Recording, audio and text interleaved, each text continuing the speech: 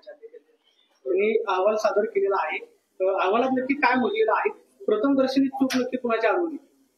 आज पोलीस आयुक्त कार्यालयामध्ये अमित कुमार, पोलीस आयुक्त Ranjan Kumar Sharma, joint CP Shaileji Balkawade, additional CP crime Nikhilji Pingale, DCP crime Sandeepji Gill, DCP zone 1 Milindji Mohite, DCP Rajkumarji Shinde, DCP Hemantji Jadhav, DCP Sambhaji Kadam, DCP zone 3 Smarthnathji Patil, DCP zone 2 Nandini Awade, आमच्या राज्य महिला आयोगाच्या सेक्रेटरी, ससूनचे डीन यल्लप्पा जाधव, त्याचबरोबर एक्साईज ऑफिसर श्री पाटील आणि आरोग्य विभागाचे उपसंचालक डॉक्टर राधाकिशन पवार यांच्या उपस्थितीमध्ये आज आढावा बैठक या ठिकाणी पार पडली.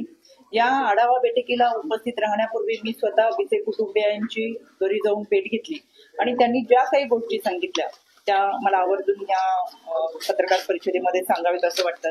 यामध्ये ज्यावेळेस कोणतीही व्यक्ती किंवा पेशंट हा डॉक्टरांकडे गेल्यानंतर त्याच्या वैयक्तिक आयुष्यातल्या काही गोष्टी असतात ते डॉक्टरांशी शेअर करतात, कारण चांगल्या पद्धतीची ट्रीटमेंट ही पेशंटला मिळावी. त्याच्यामुळे या पेशंटची ट्रीटमेंट जेव्हा डॉक्टर गैसास यांच्याकडे चालू होती त्यावेळेस सुरुवातीला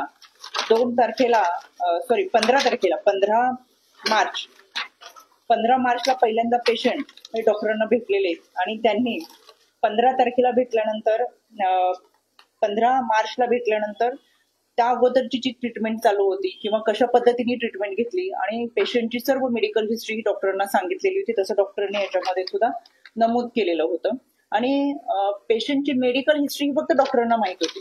पण ही घटना घडल्यानंतर दीनानाथ मंगेशकर हॉस्पिटलनी स्वतःची जी समिती नेमली आणि त्या समितीचा जो अहवाल दिला त्या अहवालामध्ये स्वतःला वाचवण्यासाठी त्यांनी पेशंटच्या वैयक्तिक आयुष्याच्या ज्या गोपनीय गोष्टी आहेत त्या जाहीररित्या सोशल मीडियाच्या माध्यमातून मांडले. त्याचा मी निषेध करते. याच्यासाठी दीनानाथ मंगेशकर हॉस्पिटलला समज दिली जाईल आणि याबाबत या कुटुंबांनी ऑब्जेक्शन घेतलेलं आहे. तसं लेखी पत्र देखील त्यांनी आयोगाला दिले. या पत्रामध्ये राज्य महिला आयोगाला त्यांच्या संपूर्ण कुटुंबातल्या महिला सदस्यांनी हे पत्र दिलेलं आहे की आमच्या आयुष्यातल्या गोपनीय गोष्टी या स्वतःला वाचवण्यासाठी दीनानाथ मंगेशकर हॉस्पिटलच्या समितीने जाहीररित्या सोशल मीडियाच्या माध्यमातून मांडलेले आहेत, त्याच्यावरती कारवाई केली जावी आणि या अनुषंगाने देखील आजच्या बैठकीमध्ये चर्चा झालेली आहे. यानंतर हॉस्पिटलमध्ये जेव्हा पेशंट गेले होते तर जवळजवळ 9:01 हॉस्पिटलमध्ये पेशंटची एंट्री आहे. याच्यामध्ये पेशंटला 28 तारखेला खरं तर 2 तारखेला बोलवलं होतं, पण हेवी ब्लिडिंग होतंय म्हणून 28 तारखेला पेशंट हा हॉस्पिटलमध्ये गेल्यानंतर डॉक्टरांशी संपर्क झाला. डॉक्टरांशी संपर्क झाल्यानंतर डॉक्टरांनी हॉस्पिटलमध्ये पेशंटला बोलवलं. संबंधित स्टाफला सूचना दिल्या की सर्जरीसाठी म्हणजे डिलिव्हरीसाठी आपण ऑपरेशनची तयारी करावी.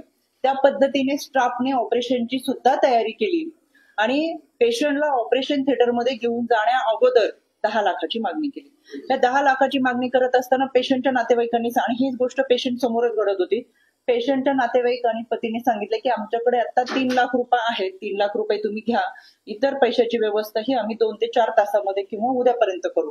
यामध्ये संबंधित विभागाला अनेकांनी फोन केले, मग ते मंत्रालयातून फोन गेले, काही विभागाकडून गेले, पण याची कोणतीही दखल न घेत 9:01 पेशंटची एंट्री हॉस्पिटलमध्ये दिसतीये. 2:30 वाजता पेशंट हॉस्पिटलमधून बाहेर पडलाय. तब्बल 5.5 तास पेशंट हॉस्पिटलमध्ये असताना पेशंटला खूप मोठ्या प्रमाणात रक्तस्राव होत असताना सुद्धा कोणतेही प्राथमिक उपचार हॉस्पिटलकडून झालेले नाही. डॉक्टरांनी पेशंटच्या नातेवाईकांना सांगितलं की तुमच्याकडे जे काही औषध असेल, हा रक्तस्राव होऊ नये म्हणून यासाठी तुमच्याकडेच काही औषधं असतील किंवा तुमच्या जवळचे जे काही टॅबलेट असतील ते घ्या आणि तुम्ही तुमच्या पद्धतीने पेशंटवरती उपचार करा.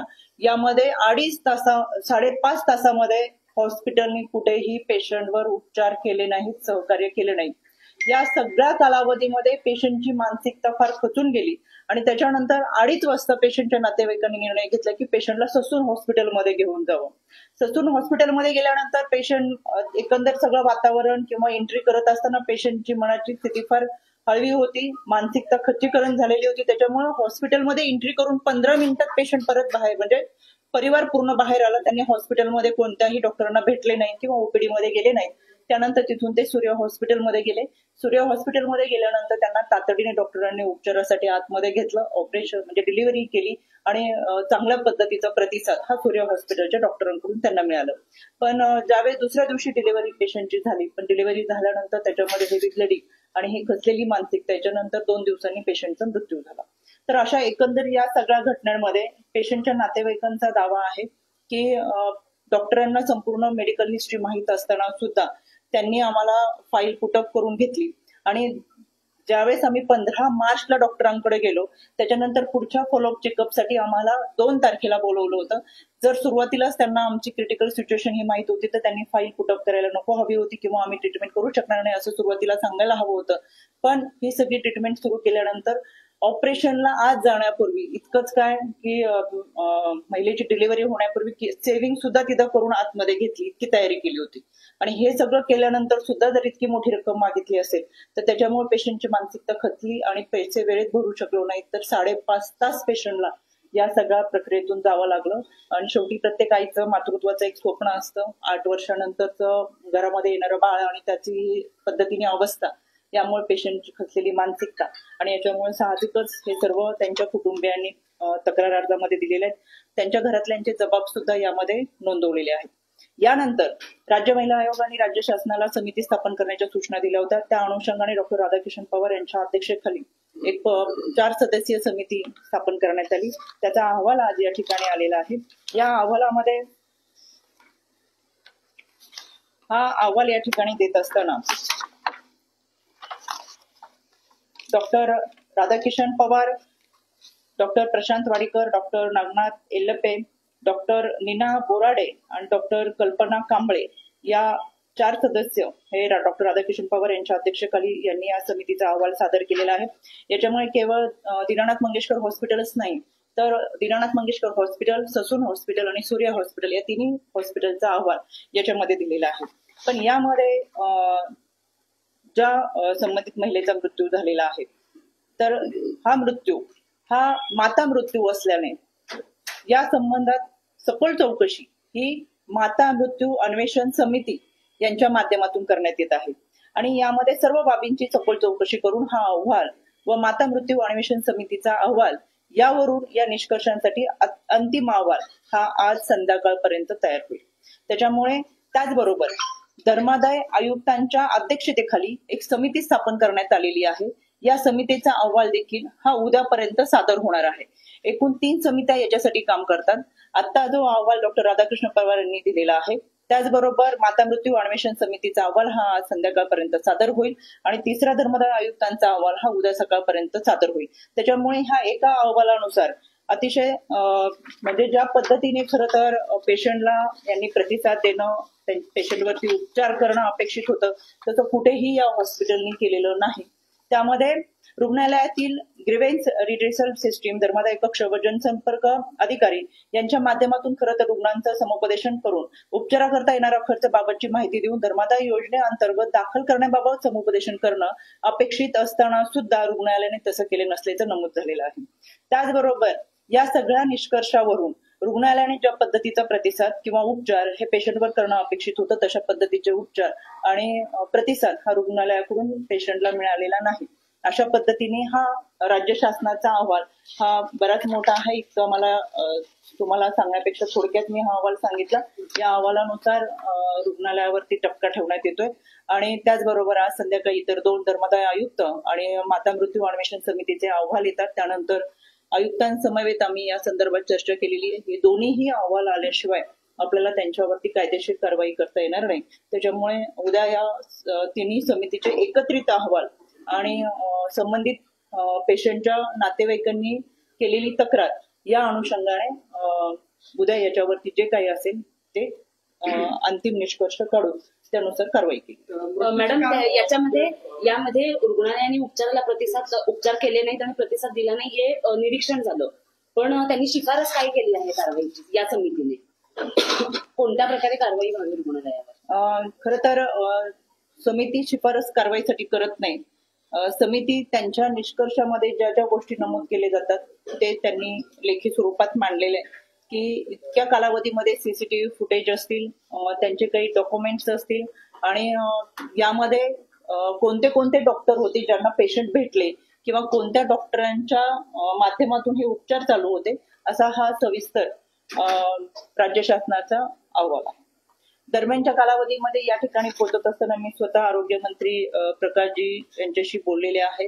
त्यांनी सुद्धा कडक कारवाईचे निर्देश दिलेले आहेत. या अहवालामधून किंवा उद्या जे 2 अहवाल येणार आहेत त्या अहवालामधून जे काही सादर होईल त्या अनुषंगाने खरं तर धर्मादाय हा शब्द यासाठी आहे की 10% खटांची व्यवस्था ही 1,85,000 कमी उत्पन्न असणाऱ्या त्या आर्थिक दुर्बल घटकांसाठी आहे.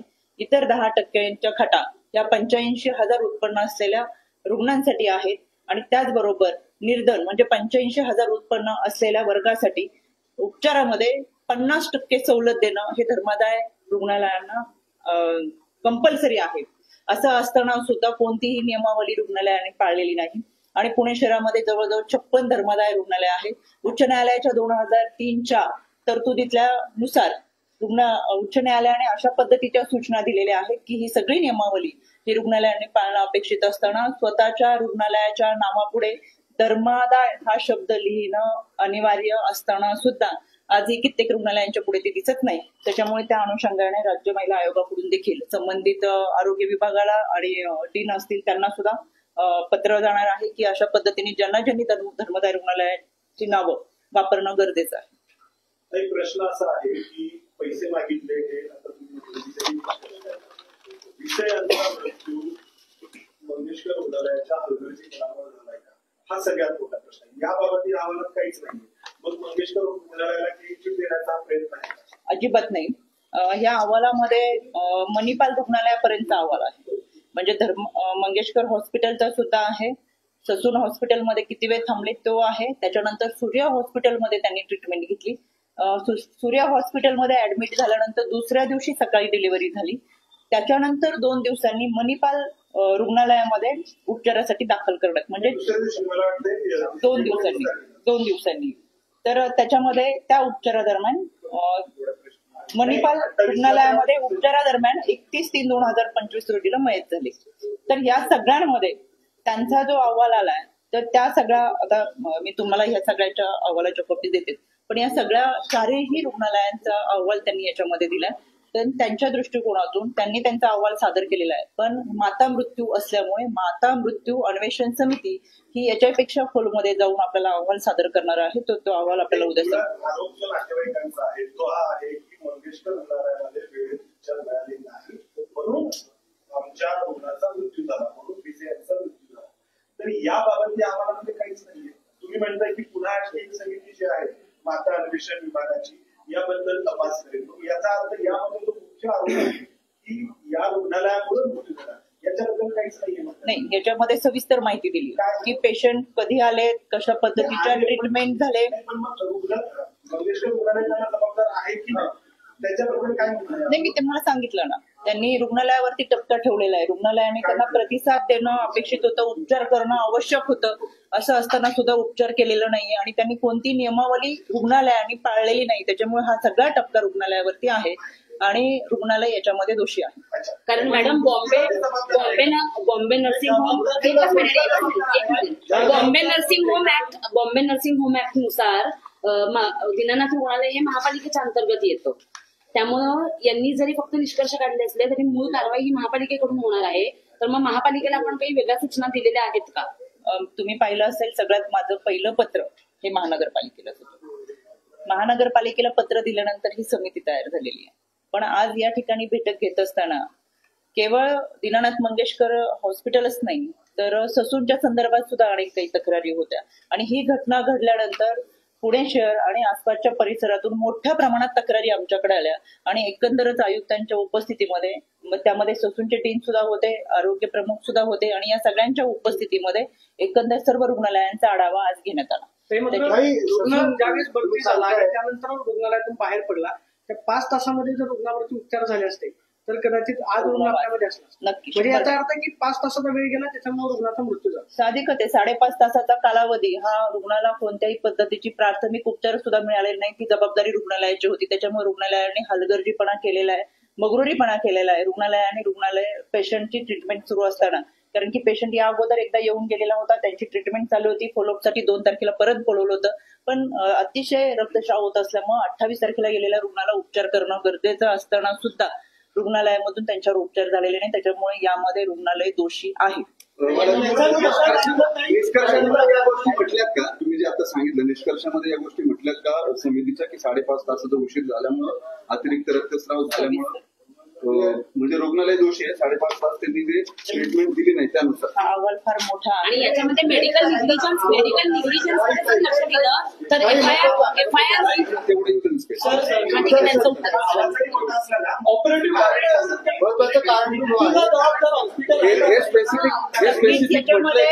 याच्यामध्ये हॉस्पिटल जबाबदार आहे.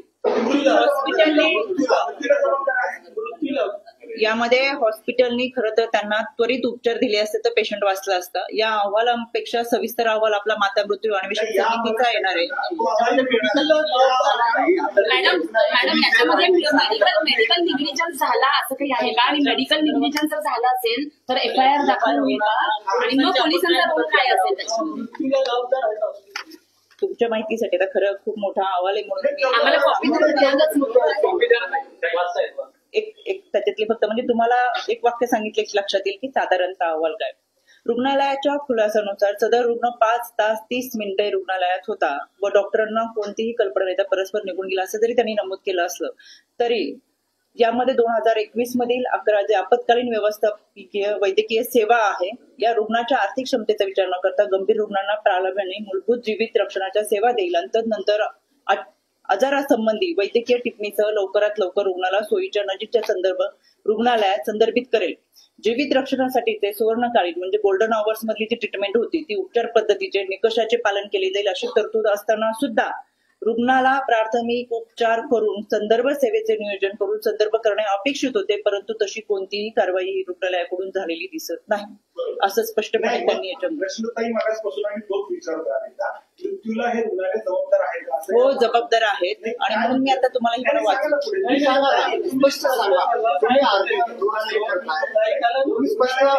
दिनानाथचं नाव घेऊन सांगाल का की दिनानाथ रुग्णालय मृत्यूला जबाबदार आहे? हो दिनानाथ रुग्णालय हे मृत्यूला जबाबदार आहे. अजूनही बाकीचे 2 अहवाल येणार आहेत. त्या अहवालाच्या समितीचा जो आपल्याला अहवाल येईल त्याच्यामध्ये याच्यापेक्षाही खोलात अजून काही गोष्टी असतील. याच्यामध्ये मी मगाशी जसं सांगितलं तसं रुग्णालयातील ग्रीव्हन्स रजिस्टर सिस्टीम, धर्मादाय कक्ष व जनसंपर्क अधिकारी यांनी रुग्णाचे समुपदेशन करून उपचाराकरता येणारा खर्च त्याबाबतची माहिती देऊन धर्मादाय योजनेअंतर्गत दाखल करण्याबाबतची कारवाई करणं अपेक्षित होतं, परंतु तसे सुद्धा झालेले यामध्ये दिसून येत नाही. याचाच अर्थ याच्यासाठी रुग्णालय जबाबदार. मॅडम ही केस मेडिकल निग्लिजन्सची आहे का? ऍडमिशन झालेल्या केसमध्ये मला तुम्हाला ते सांगा की तुम्हाला अहवाल आता अहवाल 3 अहवाल असणार आहेत. त्याच्यात ते आलं नाही, त्याच्यामुळे पुढचा प्रश्न असा येतो जर तुम्ही मृत्यूला जबाबदार आहे तर मग एफआयआर आता लगेच होणार का पोलिसांकडून? याच्यामध्ये सर आपल्याकडे अजून 2 अहवाल येणं बाकी आहे, त्याच्यामुळे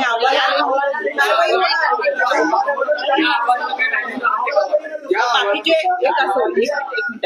हा राज्य शासनाच्या समितीचा हा अहवाल आहे. याच्यानंतरचा अहवाल आहे ते माता मृत्यू, कारण की याच्यामध्ये माता मृत्यू झालेला आहे, त्याच्यामुळे माता मृत्यू अन्वेषण समिती ही स्वतंत्ररित्या याच्यावरती काम करत असते. त्यांचा अहवाल उद्या सकाळपर्यंत येईल आणि धर्मदाय आयुक्त तिन्ही अहवाल एकत्र आल्यानंतर निश्चितपणाने रुग्णालयावरती कारवाई होणार. या केसमध्ये जर ऍडमिशन झालं नाही तर मेडिकल निग्लिजन्सची केस कशी रजिस्टर होईल? टेक्निकल ग्लिच आहे त्याच्यामध्ये, त्याबाबत समितीनं काही म्हटलंय का या अहवालात? कारण पेशंटचं ऍडमिशन नाहीये, ऍडमिशन नसेल तर मेडिकल कारवाई करावी लागेल मेडिकल निग्लिजन्सची, त्याचा कुठलाच कागद नसेल. नाही पेशंटचे त्याच्यामध्ये किती तारखेला एंट्री झाली आहे, डॉक्टरने किती तारखेला दिली, मी आता दाखवलं होतं तुम्हाला तो कागद ऑलरेडी आहे. पेशंटची माहिती याच्यामध्ये आहे, हा कागद आहे. दीनानाथ मंगेशकर हॉस्पिटलला 15 तारखेला पेशंट दाखल झालेलं आणि पेशंटची ट्रीटमेंट पुढे चालू करायची याच्या संदर्भात डॉक्टरांनी स्वतः कागद आहे हा. याच्यामध्ये पाहताय 2 तारखेला फॉलोअप टेस्टसाठी सुद्धा बोलवलेला आहे, त्याच्यामुळे कागद आपल्याकडे पुरेसे. जे पुरावे म्हणून पाहिजे ते सगळे पुरावे ह्या पेशंटच्या नातेवाईकांकडे आहेत. त्याच्यामुळे याच्यामध्ये जे हलगर्जीपणा झालाय आणि पेशंटचा मृत्यू झालाय त्याच्यावरती कायदेशीर कारवाई होणार. रुग्णालय मृत्यूसाठी दोषी आहे का हे अजूनपर्यंत तुम्ही नाही सांगितलं किंवा त्या अहवालात सुद्धा असं म्हटलं. तुम्ही आता 2 पॅरा वाचले असं कुठं म्हटलंय की रुग्णालयात मृत्यूला याच्यामध्ये अहवाल सर कसा असतो, अहवालामध्ये सांगत नाही की तुम्ही ही कायदेशीर कारवाई करणं ह्या वर्दीचं काम, हा विभाग आहे. अहवाल म्हणजे काय असतो की घडलेल्या घटना कशा घडलेत, किती कालावधी घडलेत, त्याच्यामध्ये कोण कोण संबंधित आहे आणि यामध्ये सीसीटीव्ही फुटेज असतील, डॉक्युमेंट्स असतील आणि या सगळ्यांची माहिती आणि इतर कुठल्या हॉस्पिटलमध्ये ते गेले आणि हॉस्पिटलनी कसा प्रतिसाद दिला या संदर्भाची सगळी माहिती आल्यानंतर पुढची जी कायदेशीर कारवाईची भूमिका आहे ती संबंधित पोलीस विभागाची आहे.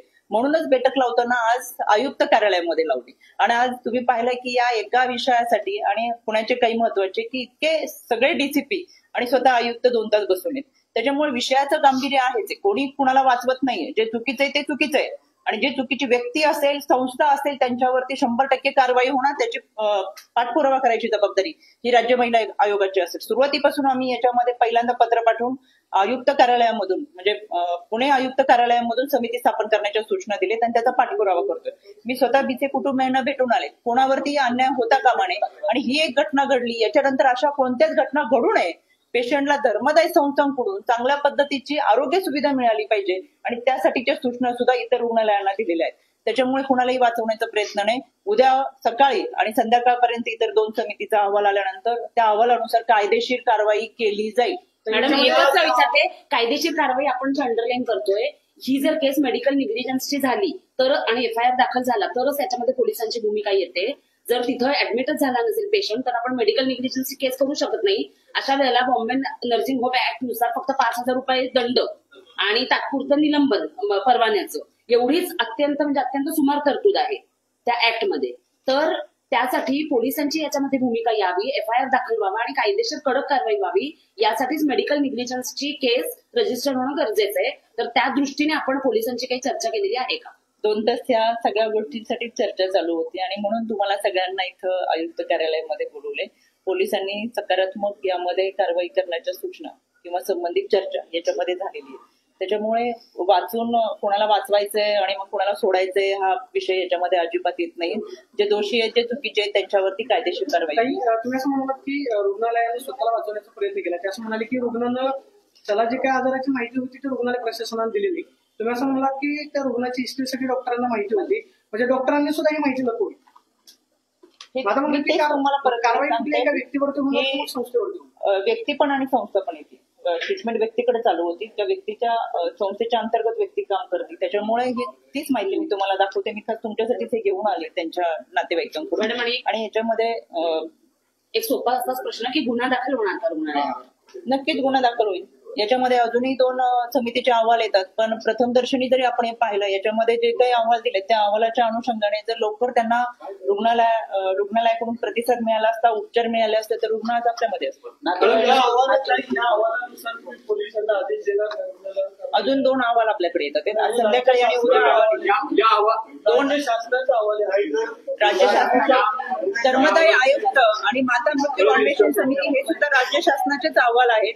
या दोन्ही अहवालांमध्ये 3ही अहवाल ही राज्य शासनाचेच असणार आहेत. त्याच्यामुळे 2 अहवाल आल्यानंतर त्या पद्धतीने पोलिसांकडून पुढची कारवाई होईल. जबाब दिलेला आहे पोलिसांकडे. तो आवाज कधी झाला माता अन्वेषण विभागाकडून नाही, हे पॅरलर यंत्रणेमध्ये सुरुवातीपासून चालू आहे. पण आपल्याकडे जेव्हा फोकस होत होता विषय तेव्हा आपल्याकडून फक्त राज्य शासनाची समिती म्हटलं. या 3ही राज्य शासनाच्या समिती आहेत. एक समिती आहे ती धर्मदाय आयुक्तांची, दुसरी आहे ती माता मृत्यू अन्वेषण समिती आहे आणि तिसरी आहे ती डॉक्टर राधाकिशन पवार यांच्या अध्यक्षतेखाली 4 सदस्यीय समितींची.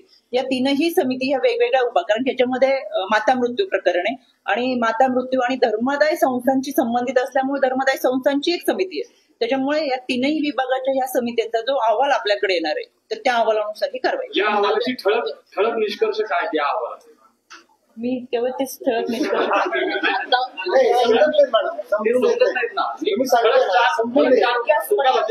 विषय सांगितलेले आता अजून खूप स्पष्टपणे सांगते मी तेच विषय. आता तुम्हाला मला विशेष म्हणजे इतकी महत्वाच्या विषयांवरती मिटिंग झाल्यानंतर अनेक विषय याच्यामध्ये घेतले गेलेत. मग पुण्यात महिला आरोग्य सुविधा, महिला सुरक्षितता असेल, आरोग्य सुविधा असतील, सायबर असतील, क्राईम असेल आणि या सगळ्यांचा आढावा या निमित्तानं घेण्यात आलेलं आहे आणि अतिशय चांगल्या पद्धतीच्या सूचना ह्या आयुक्तांकडून संबंधित विभागाला देखील करण्यात आलेल्या आहे. त्या सगळ्यांचाच आढावा आहे, पण आपल्यासाठी हे महत्वाचे असल्यामुळे आता मी तो काय तो आणखी एक विषय आहे ताई, तो शांतनू मांडत- कुकडेंवरती गुन्हा दाखल झालेला आहे. कुणाकडे तुमच्या राष्ट्रवादी काँग्रेस पक्षाची मी त्याच दिवशी तुम्ही कदाचित मला कमी फॉलो करत असताल पहिल्याच दिवशी पहिल्याच तासामध्ये विनंती केले की संबंधित व्यक्तीवरती कडक कारवाई करावी. पक्ष कधी आम्ही पाहिला नाही, व्यक्ती पाहिली, प्रवृत्ती आणि विकृतीवर गुन्हा दाखल झाला पाहिजे.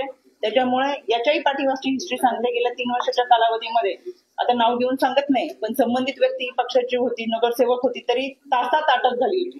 ही कारवाई सुद्धा राज्य महिला आयोगाच्या वतीने केली. त्याच्यामुळे आयोग काम करत असताना पक्ष बघत नाही, जात धर्म पाहत नाही, तर विकृती पाहते आणि त्या विकृतीला शिक्षा झाली पाहिजे म्हणून पहिल्या दिवशी सूचना देऊन कारवाई करायला सांगितली. मॅडम याच्यापेक्षाही दुसरी काही माहिती तुमच्याकडे असेल तर जरूर सांगा, आम्ही पुढची कारवाई करायला सांगू. मॅडम बीसी कुटुंबियांचा जबाब नोंदवला गेला अलंकार पोलीस स्टेशनला, त्याच्यानंतर तो जबाब आपण ससूनच्या कमिटीकडे दिलेला आहे का? कुणाचा यांचा जबाब बीसी कुटुंबियांचा जबाब आपण ससूनची जी समिती असते की जी मेडिकल निग्लिजन्सची जर केस झाली तर ससूनची समिती कार्यवाही करते. मेडिकल बोर्डात म्हणूनच आज ससूनचे डीन सुद्धा या ठिकाणी होते, आरोग्य प्रमुख या ठिकाणी होते, स्वतः आयुक्त होते आणि सगळ्या विभागाचे प्रमुख या ठिकाणी होते, जेणेकरून या सगळ्यांच्या उपस्थितीमध्येच हा अहवाल इथे सादर झालाय आणि याच्यावरती चर्चा झाली. काही राज्यसभेच्या ज्या खासदार आहेत मेधा कुलकर्णी त्यांनी अंतर्गत पत्र जे आहे ते पक्षाच्या शहराध्यक्षांना लिहिलं आणि त्याच्यामध्ये त्यांनी असं म्हटलं की रुग्णालय प्रशासनानं जी डिपॉझिटची रक्कम होती ती मागितली नाही. म्हणजे मेधा कुलकर्णींकडून रुग्णालयाला क्लीन चिट देण्याचा प्रकार होतोय. त्यांनी असं सुद्धा म्हटलं की बाहेर जी आंदोलनं झाली ती सुद्धा सवंग प्रसिद्धीसाठी केली जातात. एकीकडे एका महिलेचा मृत्यू होतो, तिची 2 लहान बालकं अनाथ होतात आणि एका खासदाराने अशा पद्धतीनं पत्रामध्ये वक्तव्य करून याकडे कसं पाहतात? असं म्हटलंय की डिपॉझिट मागितलं नाही रुग्णालयाला. डिपॉझिटची मला वाटतं ही कॉपी माझ्याकडे आहे, म्हणजे डिपॉझिट मागितलंय आणि स्वतः डॉक्टर जयसासने मागितलेली ही कॉपी आहे. त्याच्यामुळे कोण काय म्हणतंय किंवा प्रत्येक जण त्यांची मतं मांडत असतील तर आम्हाला वाटतं की जे काय सत्य आहे ते तुमच्या समोर. त्याच्यामुळे डिपॉझिट मागितलंय, नातेवाईक सांगतात आहे त्याच्या आणि डिपॉझिट भरू शकलो नाही म्हणून रुग्णाचा मृत्यू झालाय आणि हे आपण सगळेजण गेली 4-5 दिवसापासून सगळेजण पाहतोय. त्याच्यामुळे हे जाहीर आहे आणि अहवालामध्ये तसं आहे की नातेवाईकांकडे 10,000 रुपये डिपॉझिट मागितले. काही राजकीय प्रश्न आहे. अजितदादांनी बारामतीमध्ये म्हणाले की माझ्यासारखा आमदार काम करणारा इथे भेटला असेल. 1952 पासून एकही लोकप्रतिनिधी बारामतीचा नाहीये ज्यांनी माझ्या इतकं काम केलं. आपण त्यांचं असं सगळेजण म्हणणं आहे की शरद पवारांनी सुद्धा त्यांच्या इतकं काम केलं नाही. तुम्हाला तसं वाटतं? आदरणीय दादा जे काही बोलले ते मागचा पुढचा काय कंटेंट आहे हे आपण सगळ्यांना माहिती आहे की त्या जाहीर सभेच्या निमित्तानं आणि खरंच कामाचा आवाका जर आपण पाहिला, आपण सगळेजण प्रसार माध्यम म्हणून जेव्हा दादांचा दौरा पुणे शहरात असतो तेव्हा पहाटेपासून दादांबरोबर रात्रीपर्यंत फिरत असतो. आपली सुद्धा दर्जक होती आणि केवळ पुणेच नाही तर संपूर्ण महाराष्ट्रामध्ये एकाच कामाचा धंदा दादांच्या माध्यमातून ठेवलाय आणि कुठेही निवडणुकीच्या निमित्तानं आम्ही गेलो तर तिथला उमेदवार हा मतदारांना आश्वासन देत असतो की तुम्ही मला मत द्या, मी तुम्हाला आपल्या तालुक्याची जिल्ह्याची बारामती करून दाखवेल.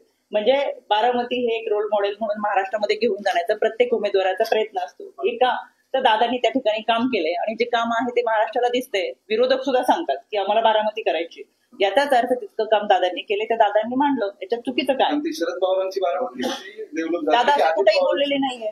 दादांनी जे काम केलं, दादांनी जेव्हापासून राजकारण सुरू केलं तेव्हापासून त्यांनी जी कामं केली ती त्यांनी मांडणं, यात वावगं काय? 52 पासूनचे लोकप्रतिनिधी असं म्हटले ज्यात शरद पवार येतात. पण दादांनी कुणाचं नाव घेतलेलं नाही. त्यांना जी भूमिका मांडायची ती त्यांची भाषाशैली तशी, त्या ओघामध्ये त्यांनी ते मांडलेले. मॅडम आम्हाला धन्यवाद. मिळेल का यांची? एक प्रश्न होता या प्रकरणामध्ये जे डॉक्टर दोषी आढळतील त्यांचं लायसन्स सस्पेन्शन करण्याकरता आपण मेडिकल काउन्सिलला रेकमेंड करणार का? इंडियन मेडिकल असोसिएशनच्या माध्यमातून आयपीसी गुन्ह्याची तरतूद याच्यामध्ये आहे. त्याच्यामुळे 2 अहवाल आल्यानंतर आयपीसी गुन्हा, मेडिकल असोसिएशन आणि या सगळ्यांच्या माध्यमातून धर्मादाय आयुक्त यांचा आलेला अहवाल यांच्या माध्यमातून कारवाई होईल. मॅडम परत तुम्हाला